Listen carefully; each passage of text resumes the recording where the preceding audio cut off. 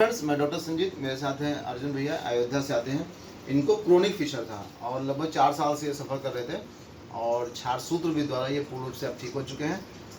Please अपना थोड़ा share करिए अपने अनुभव। क्षार सूत्र आपके मतलब कैसा रिस्पांस रहा आपके लिए? जी, हम 4 साल से फिशर से पीड़ित थे। यहाँ आने के बाद हम क्षार सूत्र से ऑपरेट करवाए हैं, जिससे हमें काफ़ी रिलीफ मिली है। मानकर चलिए 100% में से 100 हमें रिलीफ हो गया है। 1-8% की दिक्कत थी, वो भी अब ठीक हो चुकी है। हम कंप्लीट ठीक हो चुके हैं इस समय और क्षार सूत्र से समझ लीजिए हमें बहुत ज़्यादा लाभ हो गया है और पहले की अपेक्षा आज हम बहुत स्वस्थ महसूस करें अपने आप को। बेटा, क्षार सूत्र जब से किया है, किसी एक दिन भी आपको इंजेक्शन थेरेपी लेनी पड़ी, यानी पेन किलर कोई लेना पड़ा कि मतलब बहुत पेन हो रहा है तो इंजेक्शन लेना पड़ा हो? नहीं, मैं किसी दिन हमने कोई पेन किलर नहीं लिया है। हमें दर्द का एहसास होता था, लेकिन बहुत कम एहसास होता था। पहले की अपेक्षा मानकर चलिए 1% का हमें एहसास आपने था दर्द की दवा कितना दिन खाई ऑपरेशन के बाद? ऑपरेशन के बाद मानकर चलिए 1 हफ्ते हम दर्द की दवा खाए थे। उसके अलावा हम दर्द की दवा बंद कर दिए हैं। उसके बाद कोई दवा हम दर्द की नहीं खाते थे, फिर भी हम आज ठीक हैं। जब आप मोशन के लिए जाते हैं, यानी जब मल त्याग के लिए जाते हैं, तो दर्द कितना हुआ था जिस दिन से ऑपरेशन हुआ और रात तक? जिस दिन से ऑपरेशन हुआ था बहुत हल्की दर्द होती थी मोशन के थ्रू। उसके बाद 10-15 मिनट बाद बिल्कुल ठीक हो जाते थे, दर्द का कोई एहसास नहीं होता था। इसके पहले काफ़ी दर्द से पीड़ित थे हम। 5-6 घंटे तक दर्द से झेलते रहते थे। उसके बाद हमें थोड़ा रिलीफ मिलती थी, वो भी पेन किलर खाने के बाद। तो अगर क्षार सूत्र आपकी नज़र में कैसा रहा?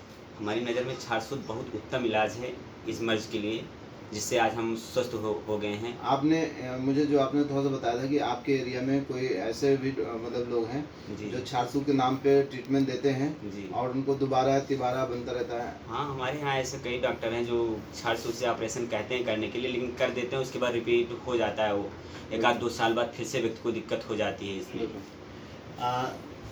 जैसा कि इन्होंने बताया कि क्षार सूत्र के नाम पे कुछ लोग क्या करते हैं, मंझे वाला धागा या जो कतरी सिलने वाला या जो सिलाई वाला धागा बांधते हैं, तो वो क्षार सूत्र नहीं होता। लेकिन क्या है कि क्षार सूत्र के नाम पे उसको बांधते हैं और वो फिर दोबारा पेशेंट को या तिबारा बनता रहता है, क्योंकि वो मेडिकेटेड थ्रेड नहीं होता है। मेडिकेटेड थ्रेड का मतलब होता है ऐसा थ्रेड जिसको हम लोग बार्बर लाइनन थ्रेड 20 यूज़ करते हैं, जिसमें स्नोही क्षीर की 21 कोटिंग टोटल होती है, अपामार की 7 कोटिंग होती है और हल्दी की 3 कोटिंग होती है।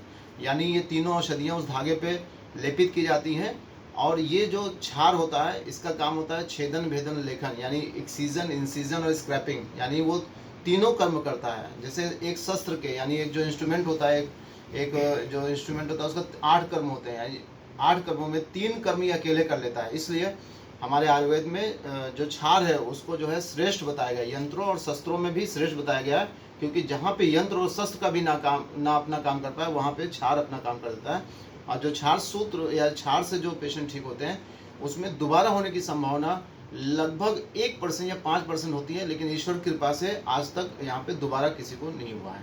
Thank you.